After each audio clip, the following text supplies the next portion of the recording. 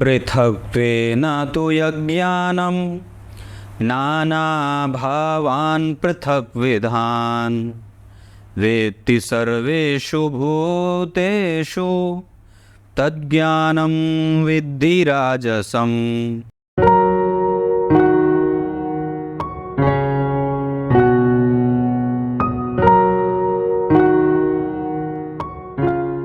प्रिय दर्शकों नमस्कार, एक बार फिर से उपस्थित हूँ आप सबके सामने गुरुवार के कार्यक्रम में। आज आपसे चर्चा करने वाला हूँ बहुत ही महत्वपूर्ण विषय वक्री ग्रह को लेकर के। मैंने इस पे एक बार और भी पहले कार्यक्रम बनाया है, हो सके तो वक्री ग्रह का प्लेलिस्ट आप जाकर के चेक कर सकते हैं। आज भी वक्री ग्रह को लेकर के 5 ऐसे बिंदु बताऊंगा जो आपके मन को भ्रम से बाहर निकालने में आसानी होगी। शुरू करते हैं आज का कार्यक्रम। कहीं नहीं जाना है, सबसे पहले जय श्री कृष्णा लिख दीजिए। आइए शुरू करते हैं आज का कार्यक्रम। सबसे पहले बात करते हैं कि वक्री ग्रह जहां कहीं भी बैठेंगे, अगर कोई पापक ग्रह वक्री होगा तो उसका पापक फल बढ़ेगा, और अगर कोई शुभ ग्रह वक्री होगा तो उसका शुभ प्रभाव कंफ्यूज होता है, मतलब भ्रम में होता है। क्लियर है? इस पे मैंने बहुत पहले भी एक बार छोटे से कार्यक्रम अभी थोड़े दिन पहले ही बनाया था।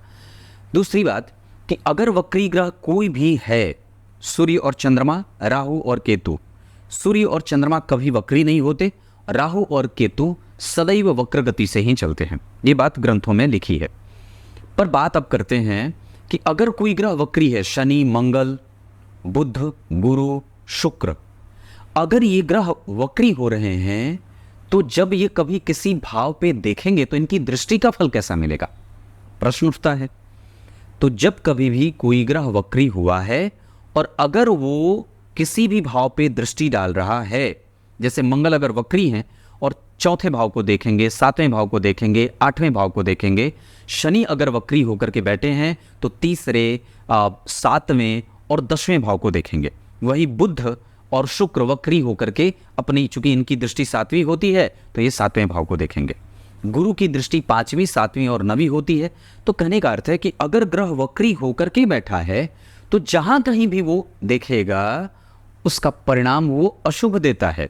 लेकिन ये बात इस बात पे निर्भर करेगी कि वो किस भाव को देख रहा है, मतलब किस भाव पे उसकी दृष्टि जा रही है, यानी कि अष्टम पे है तो थोड़े कमजोर से, और अगर वो अपने शत्रु की राशि को देखेगा दृष्टि से तो वहां भी उसे निगेटिविटी ही मिलती है। अगर अपने मित्र की राशि या अपने भाव को देखेगा वक्री होकर के तो उसमें वो शुभ परिणाम देगा, अच्छा परिणाम देगा। लेकिन अगर वो वक्री होकर के अपने शत्रु की राशि को देखे या नीच राशि को देखे या कमजोर राशि को देखे तो कमजोर परिणाम करेगा। क्लियर है? ये वक्री ग्रह की दृष्टि की बात थी। अब अगले विषय पे लेके आता हूं। दूसरी बात यह है कि अगर कोई ग्रह अपने वक्री चाल से पहले सामान्य गति से चल रहा है, क्लियर है, अब वो जब उसकी पृथ्वी से सापेक्ष जब स्थिति देखी जाती है तो वो पीछे जाता हुआ मालूम पड़ता है, जिसके कारण हम उसे वक्री कह देते हैं। तो जब कोई ग्रह वक्रत्व का प्रभाव दिखाने लगता है या वक्रत्व उसका दिखता है, हम अपने पृथ्वी से जब उसको देखते हैं तो समझते हैं कि ये पीछे जा रहा है या फिर वो पीछे टेढ़ी चाल से चल रहा है। तो जिस समय से ये बात पृथ्वीवासियों को पता चलने लगती है कि अब ये ग्रह वक्री हो रहा है, मतलब पीछे की तरफ जा रहा है, जैसे आप यहां बैठे हैं, ये आपकी पृथ्वी और ये वो ग्रह, तो जैसे ये पृथ्वी यहां थी तो ग्रह बिल्कुल सीधे था, बहुत कोई वक्रत्व का कोई प्रभाव नहीं दिखा रहा था।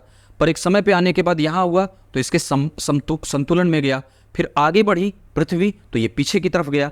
तो जिस समय से ये भान होने लगता है कि ग्रह अब वक्रत्व को प्राप्त कर रहा है, मतलब पीछे जा रहा है, उस समय से, मतलब गोचर में अगर कोई ग्रह जब वक्री हो रहा होता है और जिस दिन वो वक्री होता है उस समय तत्काल प्रभाव से वो अपने प्रभावों को कमजोर करने लगता है। जैसे मान लीजिए आपका कोई काम चल रहा है, लगातार बहुत बढ़िया से चल रहा है, लेकिन कोई ग्रह वक्री हुआ, मान लीजिए आप अपने नौकरी को लेकर के परेशान हैं, नौकरी बिल्कुल चल रही है, अच्छी चल रही है, लेकिन जब ग्रह वक्री हुआ, जो दशम भाव का अधिपति है या दशम भाव से अगर वो ग्रह वक्री हो रहा है, दशम भाव की राशि से, तो वो आपके नौकरी में व्यवधान देना शुरू करेगा। समझ रहे होंगे आप कि जैसे ही ग्रह वक्री होता है वो अपना प्रभाव निगेटिव ले जाने लगता है, और जैसे उसका वक्रत्व समाप्त होता है, मतलब जब वो वक्री होकर के मार्गी होने लगता है, तब वो काम फिर से वापस बन जाता है। ऐसा होता है। तो कहने का अर्थ है कि हमारे ग्रह जब हमसे वक्री होते हैं तो हमारे जो सकारात्मक भाव हैं उनसे छीनते हैं, हमसे छीनते हैं और दूर जाना चाहते हैं। लेकिन जब वो वापस वक्रत्व को मुक्त करके मार्गी अवस्था को प्राप्त करता है तो फिर आपका वो जो काम है वो पटरी पे आ जाता है। समझ रहे होंगे, गोचर में ग्रह जब वक्री हो तो आपके नेचुरल कुंडली को भी प्रभावित करता है, उसके फलादेश को प्रभावित करता है, आपका काम बिगाड़ता है, और जब मार्गी होता है तो बनाता है। ये दूसरा बिंदु। अब तीसरे बिंदु पे लेके आता हूं। अब बात करते हैं कि वक्री ग्रह को लेकर के दुनिया की जितनी जनसंख्या है इस पे एक बड़ा अजीब सा मत है जो आप लोगों को भी थोड़ा अजीब सा लगेगा। वो क्या है? जैसे मेरी खुद की कुंडली में गुरु वक्री हैं, पर बुध अस्त हैं लग्न में। धनु लग्न की कुंडली में गुरु मिथुन राशि में वक्री हैं और मुझे पेट की बीमारी है, मतलब मैंने बताया था हेपेटाइटिस बी है। अब बात उठती है कि जब जन्म कुंडली के सप्तम भाव में मेरे लग्नेश वक्री होंगे जो कि पेट का रोग दे सकते हैं, क्योंकि वो वक्री हैं तो मुझे वो परेशान कर रहे हैं। पर कोई ये आवश्यक नहीं है कि ऐसा प्रत्येक जातक की कुंडली में होता हो, ऐसे कोई आवश्यक नहीं होगा, क्योंकि कई बार जब जन्म कुंडली में बुध वक्री हो और अस्त हो जाते हों तो वो निगेटिव ज़्यादा हो जाते हैं। लेकिन अगर खाली बुध वक्री हैं और अस्त नहीं है तो इसका अर्थ होगा कि वो उतने निगेटिव नहीं होंगे। मतलब उनका पापक प्रभाव कब बढ़ा? जब वो वक्री भी हुए और अस्त भी हुए। लेकिन जब वो खाली अस्त हैं तो अपना समुचित परिणाम देते रहते हैं, सिर्फ भाव के प्रभाव को कमजोर करते हैं, वो जिस भाव के अधिपति हैं। पर भगवान, मैं आप लोगों को बात बताऊं कि अगर किसी भी जातक की कुंडली में ये हमें चेक करना चाहिए कि वो ग्रह जो वक्री है क्या वो अपने प्रभावों से जातक को वंचित कर रहा है। सिर्फ सिद्धांतों पे आकर के और पुस्तकों में और ग्रंथों में लिखी बातों पे आकर के ही हमें ये विश्वास नहीं कर लेना चाहिए कि जातक की कुंडली में ग्रह वक्री है तो वो अशुभ परिणाम देगा ही देगा। ऐसा बिल्कुल भी नहीं है। लेकिन अगर ग्रह वक्री है और सच में व्यक्ति को उस प्रभाव से वंचित रख रहा है जिस चीज का वो कारक या अधिपति है, तब निस्संदेह वो आपकी कुंडली में अशुभ परिणाम दे रहा है।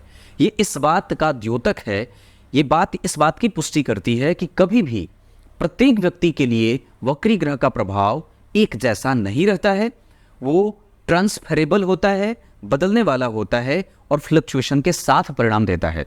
मेरी कुंडली में गुरु ने मुझे बीमार बनाया है पेट से, पर कोई आवश्यक नहीं है कि वो सामने वाले की कुंडली के लिए भी वैसे ही बात लागू करें। कारण, क्योंकि हो सकता है कि मेरी कुंडली में सूर्य और शनि एक साथ बैठे हैं, इस वजह से भी मुझे पेट की बीमारी होती हो, क्योंकि सूर्य अतड़ियों के कारक होते हैं। पर दूसरी बात कि जब जन्म कुंडली में शुक्र राहु के संग बैठते हैं तो भी व्यक्ति के पाचन तंत्र को गड़बड़ करते हैं।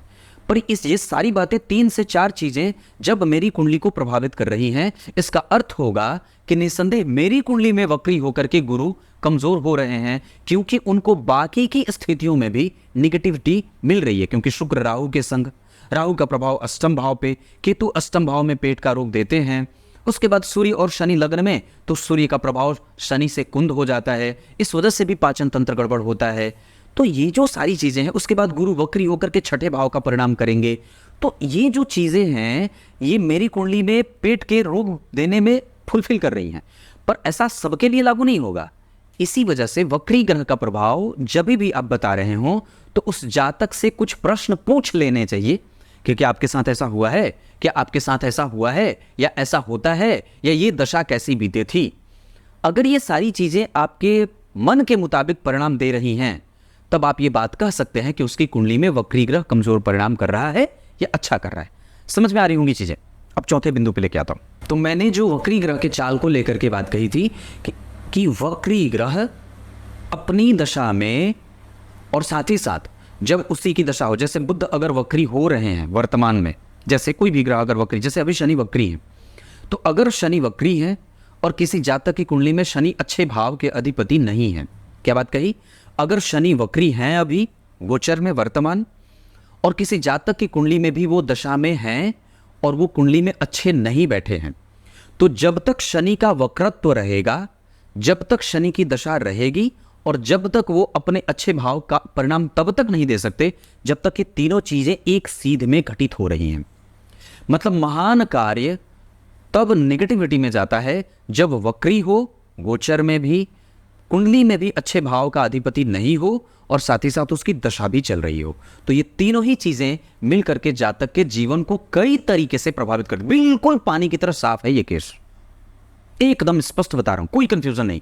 वक्री हुआ गोचर में, कुंडली में भी अच्छे भाव में नहीं बैठा है और कुंडली में भी उसकी दशा चल रही है, तो ये बात निस्संदेह ये शनि का वक्री होना आपके इन दोनों चीजों को भी प्रभावित करेगा निगेटिवली।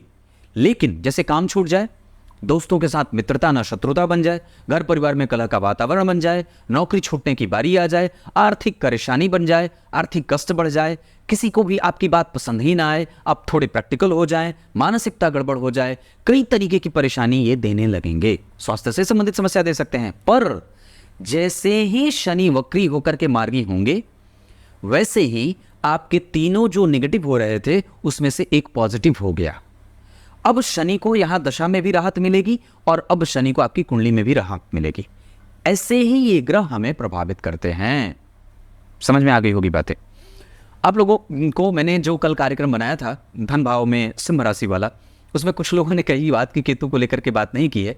केतु के बारे में मैंने धन भाव से संबंधित कार्यक्रम बनाया है और उस पर मैंने चर्चा की है कि वो भाई बहनों को, कुटुंबजनों से नुकसान पहुंचाते हैं, कई बार अजीर्ण की बीमारी दे देते हैं, स्वास्थ्य से संबंधित समस्या देते हैं, धन से संबंधित चिंताएं देते हैं।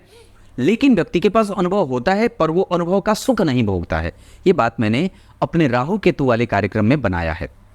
आइए अब गीता जी के श्लोक का अर्थ बता देता हूँ। गीता जी के 18वें अध्याय के 21वें श्लोक में भगवान ने बात कही है कि जो व्यक्ति प्रत्येक जीवों में अलग अलग भावों का और अलग अलग रूपों का दर्शन करता है, उसे राजसिक भाव कहते हैं या उसको राजस तत्व के अंतर्गत समझना चाहिए। वो राजसिक है, मतलब वो घोड़े में घोड़े का देख रहा है, गधे में गधे का देख रहा है, बिल्ली में बिल्ली का देख रहा है, व्यक्ति में व्यक्ति का देख रहा है, देवता में देवता को देख रहा है, मनुष्यों में मनुष्य को देख रहा है। तो ये राजसिक प्रभाव है। पर उत्तमोत्तम होता है सात्विक, जहां वो सब में भगवान को देखता है। क्लियर है? तब तक के लिए बहुत बहुत नमस्कार।